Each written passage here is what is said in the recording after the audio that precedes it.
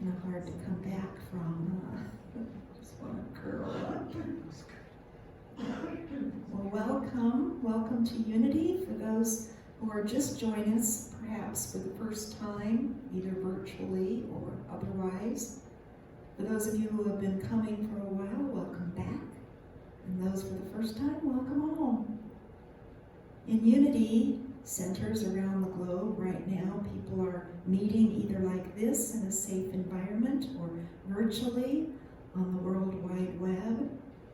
But we join them, and if you have attended centers of Unity, their services, you probably heard the platform person say, welcome to Unity. They may have said a non-denominational church, or an all-denominational church, or a multi-denominational church. Because it's not uncommon when you come to a Unity Center to be sitting next to someone of the Hindu faith, the Taoist faith, the Baptist faith, the Baha'i faith, no faith. We get quite a few atheists coming to Unity, which is quite inspiring. Diwali started yesterday. You're probably familiar with Diwali. It's a Hindu celebration of light, where we light our candles for a week celebration of coming out of the darkness. And I say, hooray for that. Yeah. Yes, we're ready. We got a lively group this morning. I'm loving it. And if you've been coming to Unity for a while, you're probably familiar with the 12 Powers of Man. That was a lifetime work of Charles Fillmore, where he started in the late 1800s of really working on how science and religion come together and the scientific brilliance of God. And he realized that there are certain power centers in our system, similar to the Eastern chakra centers. And we know that now in science and biophysics. We certainly know that our body contains these concentration of energies in some of the organs and other meridians in our body. Your massage therapist will help you understand that even deeper, as they would have studied it. And Unity teaches a way to work with these power centers, to develop them to higher realms of consciousness. Because it was Charles and Myrtle's life work to follow the teachings of Jesus. The teachings. Jesus' ministry was a celebration of love. Every miracle attributed to him was an action of love. And that was the heart of Charles and Myrtle.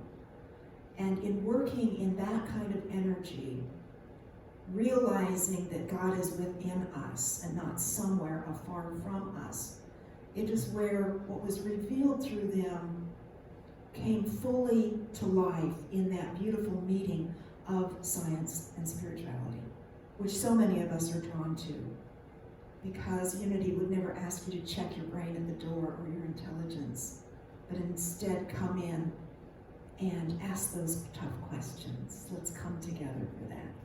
And the work he did on the 12 Powers of Man, or he identified these 12 points where there is a concentration of that divine spirit that we have constant access to.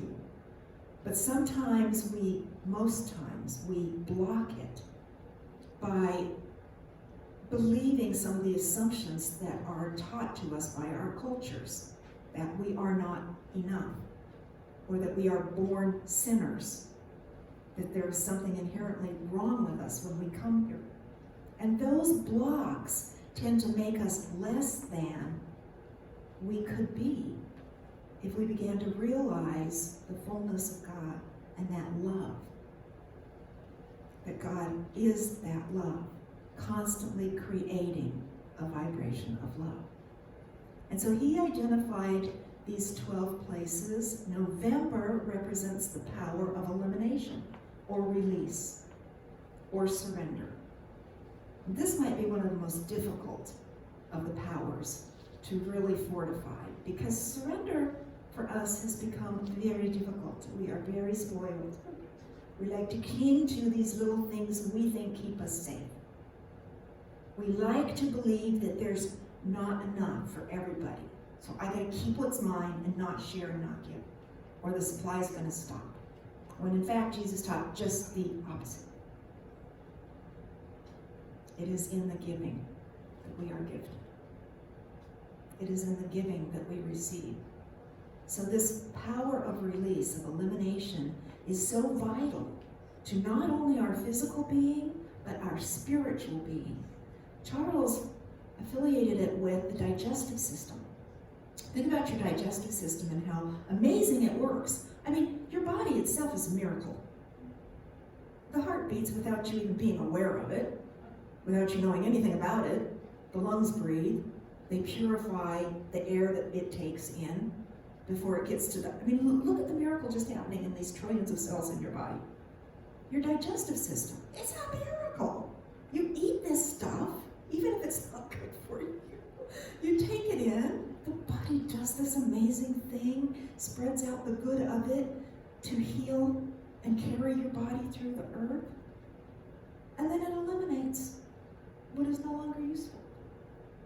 We can do this with all the other aspects of our being.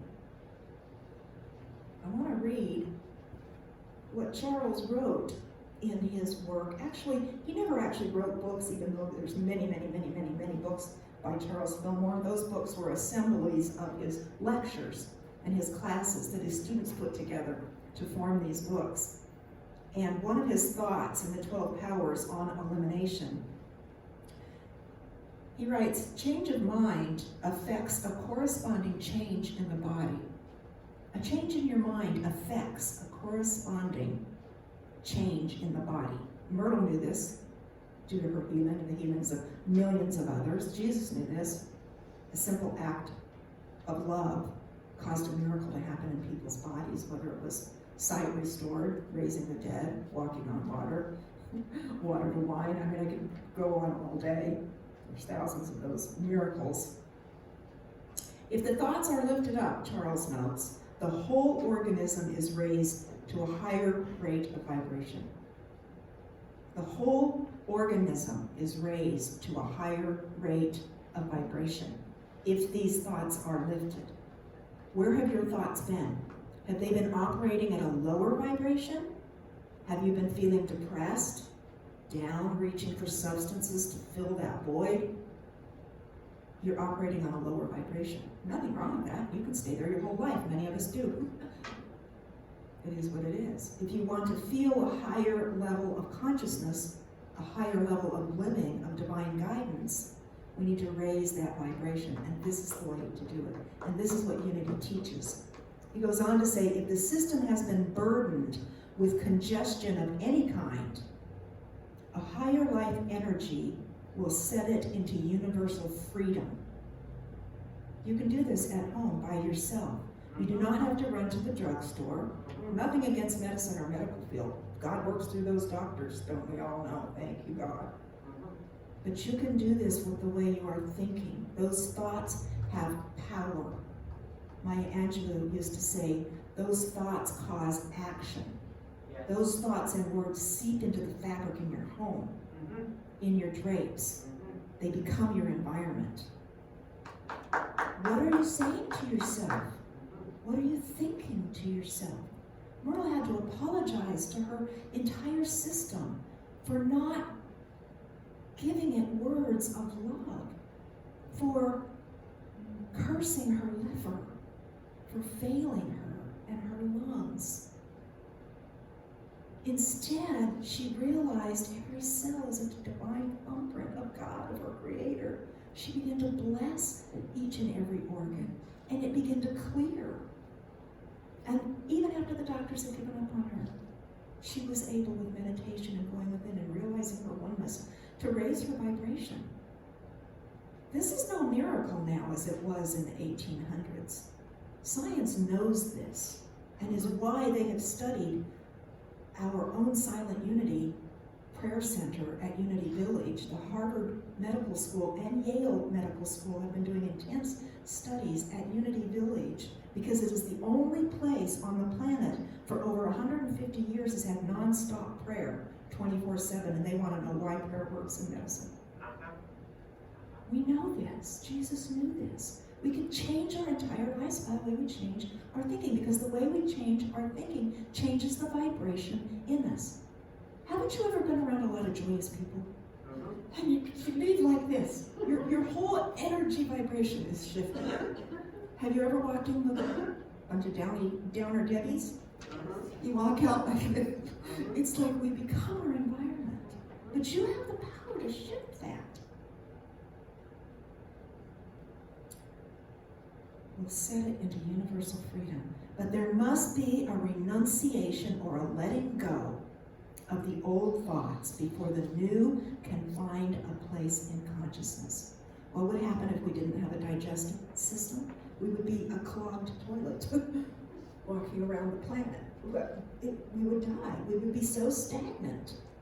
It is the same with our consciousness. But we don't equate it like that because we don't teach spirituality in schools any longer like we did back in biblical times. We're not teaching our children that their thoughts matter too.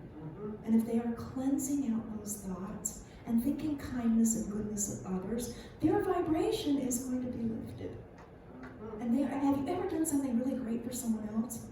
And in that moment you felt nothing but, you weren't sick at all. There was nothing else in there but joy. This is a natural state of being. This is a physiological law, which has its outer expression in the intricate eliminative functions of the body. Charles Fillmore, in the 1800s, realized the power of elimination. That's what this month is about. It's represented by the disciple Thaddeus. Thaddeus is known for his big heart, his strong heart, and his light-heartedness. He's all about the heart, Thaddeus. He would often lead the procession of Jesus. That heart would come first, with Peter Faith going after the heart. I love that in the procession, Easter Sunday. It is also represented by the woman of the chalice, Bathsheba.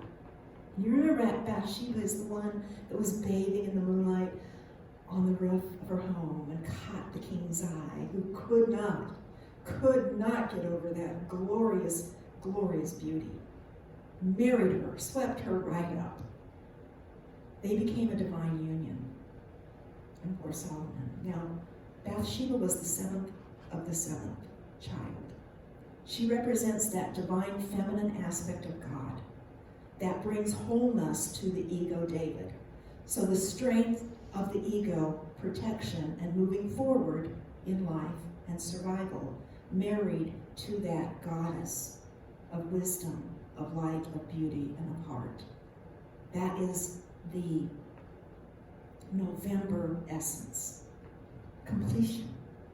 So how then do we work our unity principles to work with this divine power, to allow us those glimpses of miracles? Because what happens when we remove the blocks in us, we experience what we think are miracles, what we would call miracles, and what by any standard 2,000 years ago would certainly be a miracle. But miracles are everyday occurrences. We take that for granted because we don't realize the miracle of our life. The miracle of you just getting here today and every function in your system that had to coordinate to get you here, that's a miracle. But do we think about that? Consider today what would have not even been in the realm of consciousness 2,000 years ago. The technology, the industry, who we are as a species, what we've done, what we've accomplished. It's a miracle. Webster defines a miracle as something that seems out of the natural realm of being, perhaps with divine intervention. Perhaps with divine intervention. And it goes on, but is often just something we had not experienced yet. Because think of the world experience a miracle realizing the earth was round. That's everyday knowledge to most of us. Sorry. Now we know. That would be a miracle. That would be, what if a rocket ship went flying over Galilee? Doomsday to them, perhaps. Because they hadn't yet experienced or realized it. What just haven't you experienced or realized yet? That's all. Are you blocking your miracle? November is a time of great miracles. It's the beginning of the Advent season. of the greatest hope on the planet. We need that light, that hope right now. And we've got the power to do that. We don't have to rely on our government. Jesus never did. We don't have to rely on world powers or what the stock market's doing. It's right here. We get to choose it. What am I going to do today, the day of the greatest light of Diwali? What do I choose to set my energy on? But we are physical beings. So I like to use physical practices and exercises. The first week we spent, if you've been journeying with us in November, the 30-day blessing challenge, we wrote 10 blessings every day for 7 days. That way at the end of the 7 days, you have 70 blessings. Now this is real easy the first 2 days to find 10 blessings. But the third or fourth, you start calling me, I'm running out of blessings. No, you're not. Did you get out of bed this morning? Did you have a pillow? Did you have a fridge to go to? Did you have a water fountain to use? A spigot? A shower? Soap? Don't tell me you're running out of blessings. And then at the end of that 7 days, we go into the next phase. How can you use those blessings to propel someone else forward? Look at those 70 blessings. Oh my goodness, I'm going to bless somebody else with all these blessings I've got. Because what you are doing, you are setting into motion and activating that power. And in that power holds the miracles. So don't give up your work. We're an instant society. We want it yesterday. We want to take a pill and not feel better tomorrow. We've even come from that. We want it now. Well, the physical works a little slower than the spirit. The spirit is in an instant. The physical takes a little time to manifest, so we've got to be patient. God will also say, are you really ready? So you'll be tossed a little heavier weight, just like we are in the gym. Spirit will say, buckle up. I want to make sure you're ready. So that you eliminated yesterday and released and let go of, it might pop right back up in your face today. Yes, that's a good sign. You're getting a little heavier ball because God knows your spirit's ready. That's exciting. We're ready for a miracle. So this week's assignment, and make it fun, not a chore. We have control over these things. It's about letting go of the clutter. We're going to do it physically. First, with meditations like we did to release any place in us that is holding on to anger, grievance, remorse, stress, whatever it is you're hanging on to, it's time to release it. It's not yours any longer. Bless it for the time it came and let it go. You've been carrying it too long, perhaps a lifetime. It might be hard to let go, but it's necessary if you want to experience a higher part of you, a higher vision of God. And physically, not just with your meditation and your release, physically clean something out of your home, of your space, where is your sacred space, your haven. A drawer maybe, if a closet or the garage is too much to tackle, or a whole room. A drawer, that junk drawer, that silverware, whatever. Take it out completely and dump it upside down. Let God know you're serious, you're ready, and put back only what you want in there. Every single one of you went to a drawer or a closet. The Spirit is showing you what you need cleaned. And just the act of releasing opens up a new space in you where you're going to realize things you didn't realize before. It's that simple. It's not difficult to do spiritual work. It's a joy. That bookshelf in your house, where if you're a Unity student, you've got 3,000 books you do not need. Yes. You only need a couple. I won't let go of all of them. Grab a whole shelf full of books, or a handful. Take them to the library. Let somebody else enjoy them. Just this act of engaging in the release, you are retuning your vibration level to what it was when you were born. Because we come as perfect packages of God.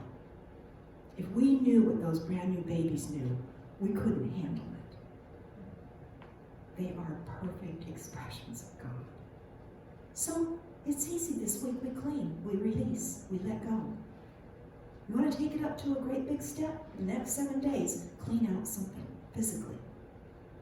Even if it's just one of the shelves in your bathroom cupboard, and find all the blessings that you've lost, that you put in a safe place. I love this part of the year because I find all these things that I put in a special place years ago, couldn't find it, now I'm rediscovering these gifts. That's it, we can do that. We're continuing with our gratitude blessings. We're blessing others, and we're opening to the miracles. Next week, we're going to take our rightful place at the banquet table.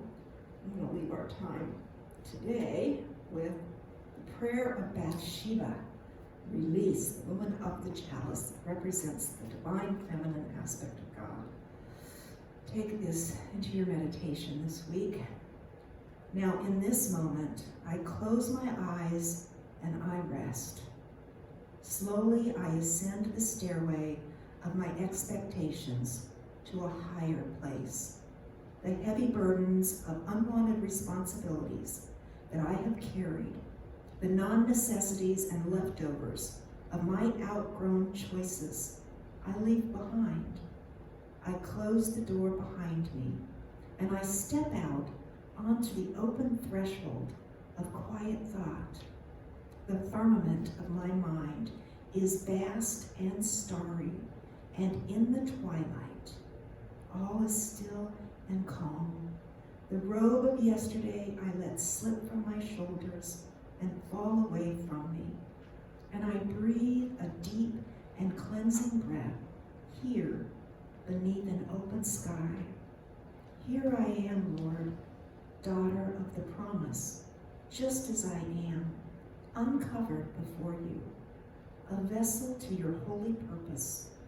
Now in this moment, I am ready, at last, for the sevenfold cleansing of prayer.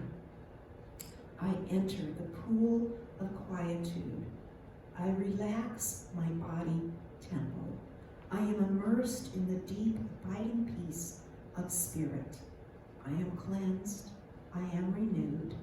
I am baptized in the silence. I let go and let God. I am the renunciation, the gentle spirit of release. I am Bathsheba, woman of power. Namaste.